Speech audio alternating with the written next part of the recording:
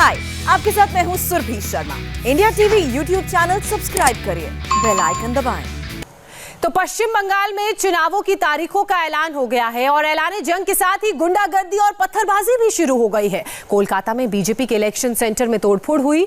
BJP का आरोप है कि टीएमसी के गुंडों ने रात के अंधेरे में उनके रथों को नुकसान पहुंचाया, पत्थरबाजी की, रथों में जो एलईडी लगे थे वो तक चुरा के ले गए। बीजेपी ने इस घटना का वीडियो शेयर किया है। वीडियो कोलकाता के कादापाड़ा इलाके का है, जहां गोदाम में बीजेपी के प्रचार रथ खड़े थे।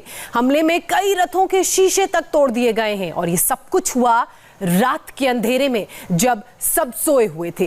बीजेपी का आरोप है कि ये टीएमसी के गुंडे थे जिन्होंने इन रथों को नुकसान पहुंचाया। तो तस्वीरों में देखिए, ये वो बीजेपी के रथ थे जिन्हें टीएमसी के गुंडों द्वारा नुकसान पहुंचाया गया, ऐसा बीजेपी का कहना है। एक नहीं, कई रथ यहां पर खड़े थे। गाड़ियों के रथों के शीशे तोड़ दिए गए, उनमें लगे एलईडी को चुरा के ले जाया गया और किस तरीके से ज्यादातर रथों में तोड़फोड़ की गई है उसकी तस्वीरें हम आपको दिखा रहे हैं। और ये सब कुछ हुआ अंधेरी रात में जब सारे लोग अपने घर पर सो रहे थे। और बीजेपी का ये कहना है कि ये गुंडागर्दी, ये तोड़फोड़ टीएमसी के गुंडों द्वारा की गई है। बीजेपी ने साफ तौर पर टीएमसी पर तोड़फोड़ का आरोप लगाया है। देखिए किस तरीके से रथों के सबसे आगे के जो शीशे होते हैं उनको मार के तोड़ दिया गया है। एक पैनल बना होता है जहां पर एलईडी लगा रहता है, वो एलईडी चुरा ली गई।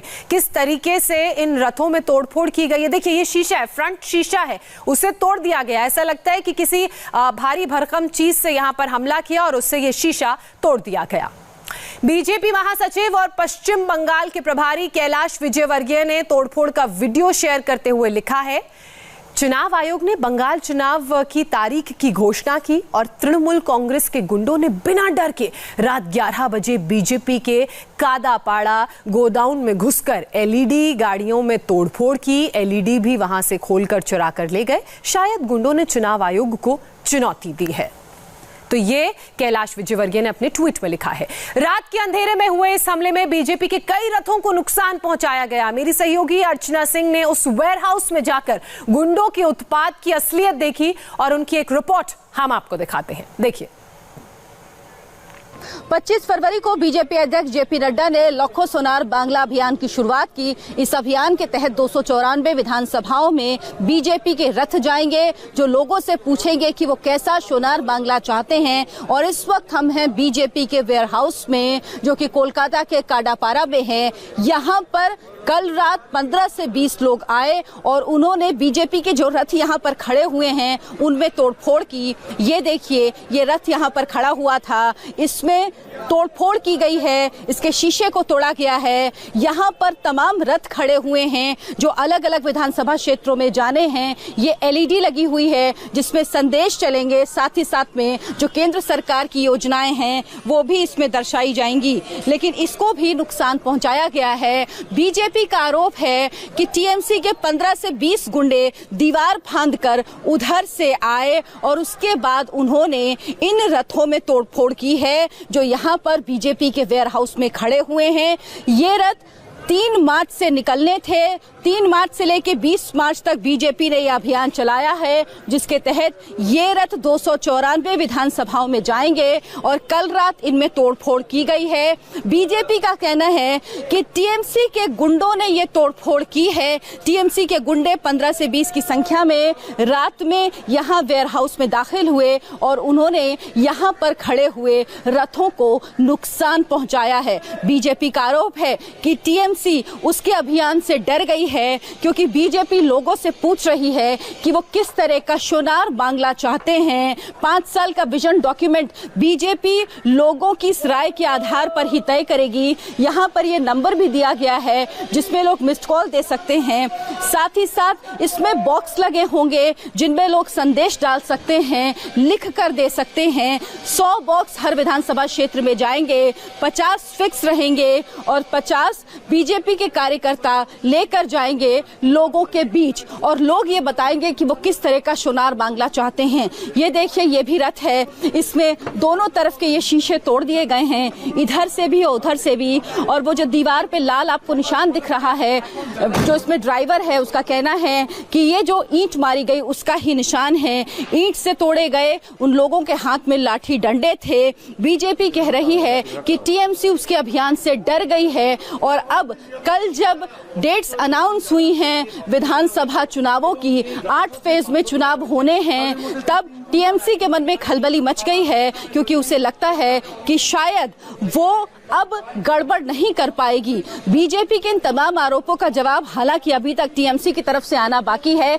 बीजेपी का कहना है कि उसके कार्यकर्ता एफआईआर कराने गए थे, लेकिन एफआईआर दर्ज नहीं की गई है। वो एक बार फिर से कोशिश करेंगे एफआईआर दर्ज कराने की, ताकि इस पर पुलिस की कार्रवाई हो सके। तो बीजेपी ने इस तोड़फोड़ का डायरेक्ट आरोप टीएमसी पर लगाया है। पश्चिम बंगाल बीजेपी के प्रवक्ता शामिक भट्टाचार्य से मेरी सहयोगी अर्चना सिंह ने खास बातचीत की। बीजेपी बंगाल के स्पोक्सपर्सन शामिक भट्टाचार्य इस वक्त हमारे साथ हैं। सर, कल क्या हुआ यहाँ पे? कितने रथ तोड़े गए, कितने लोग थे? हमारा पास इतना इन्फॉर्मेशन है, जो टैब्लो का जितने ड्राइवर है वो लोग बोल रहे हैं कम से कम 20 लोग आए थे कल। बाहर सीसीटीवी फुटेज भी है। हमारा इस वेयर हाउस का जो केयरटेकर है, किराए पे लिया गया वेयर हाउस है, इसका जो केयरटेकर है उसको पीटा गया। सारे के सारे ड्राइवर को निकल कर मारे गए। टैब्लो का भीतर जो लैपटॉप था, सेलफोन था, उसको सारे लेके चले गए। तब तो तोड़फोड़ हुआ, आप देख ही रहे हैं। ये तृणमूल कांग्रेस अभी उसका पैर के नीचे से जमीन फिसल गया।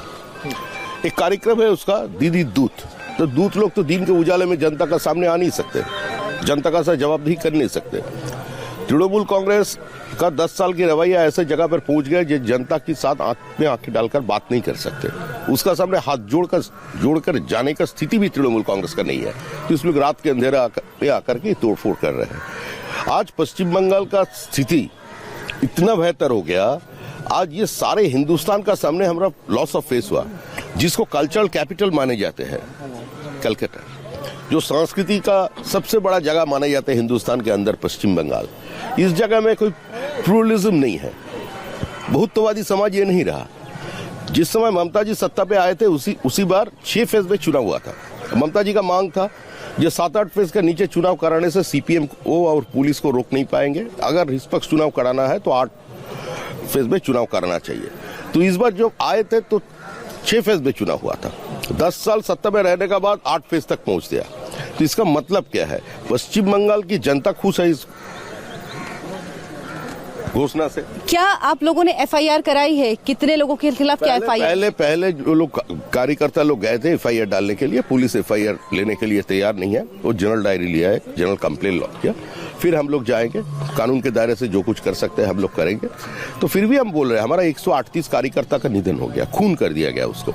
एक भी अरेस्ट नहीं हुआ आज तक, किसी का कोई सजा नहीं हुआ।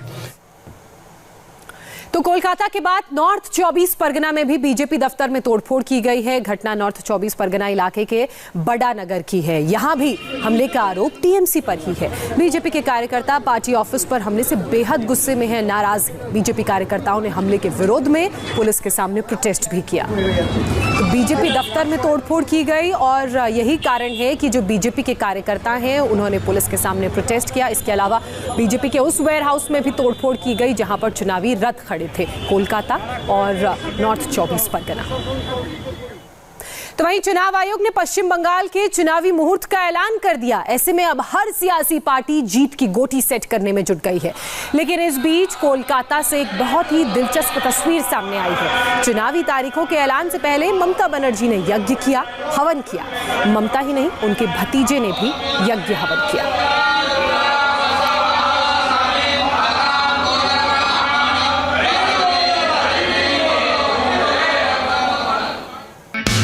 हाय, आई एम सुरभि शर्मा। खबरों से अपडेट रहने के लिए India TV YouTube channel subscribe करिए, साथ में बेल आइकन जरूर दबाएं। जुड़े रहें इंडिया टीवी के साथ।